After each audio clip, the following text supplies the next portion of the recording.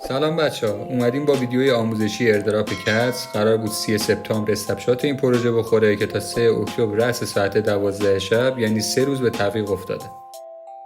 خب بات رو استارت میکنیم. قبل از هر چیزی بگم که تو اینجور پروژه ها رفرال از همه چی مهمتره، چون قابلیت ماین بسیار پایینی داره. پس سعی کنید برای جذب زیر مجموعه واقعا وقت بذارید.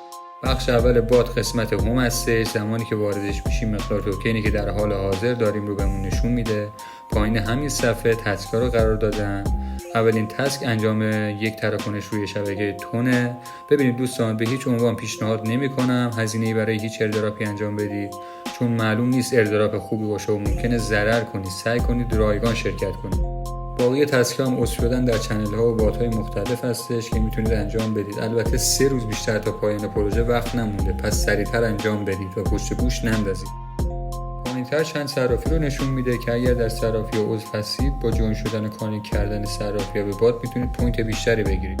در آخر صفحه هم کانکت کردن کیف پول رو داریم که در همه بات ها به یک شکل انجام میشه. قسمت بعد لیدربورد و نفرات برتر پروژه رو نشون میده. رتبه خودتون هم میتونید بالای صفحه مشاهده کنید. بخش بعد دعوت کردن دوستان به پروژه هستش. لینک رفرال خودتون هم میتونید از این قسمت بردارید و برای دیگران ارسال کنید تا زیر مجموعه شما بشن. در این قسمت هم روزانه یک عکس گربه میتونید آپلود کنید. بات به عکسی که آپلود کردید امتیاز و توکن میده.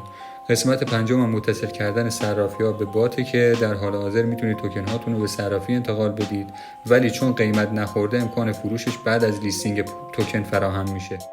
در قسمت هوم بالای صفحه با ورود به بخش اوجی پس میتونیم شرایط ویژه پروژه رو با پرداخت 1 تون خریداری کنیم. مثلا با خرید شرایط ویژه توکن هایی که میگیرید از اون لحظه به بعد 2 برابر میشه. فعلا نمیشه روی قیمت لیستینگ پروژه به طور دقیق نظر داد، فقط طوری که احتمال میره ممکنه تا 2.03 قیمت توکن پروژه باشه. ممنون که تا اینجا همراهمون بودید. برای دیدن ویدیوهای بیشتر ویدیو رو لایک، کانال رو سابسکرایب و زنگوله رو فعال کن تا از ویدیوهای بعدیمون جا نمونید.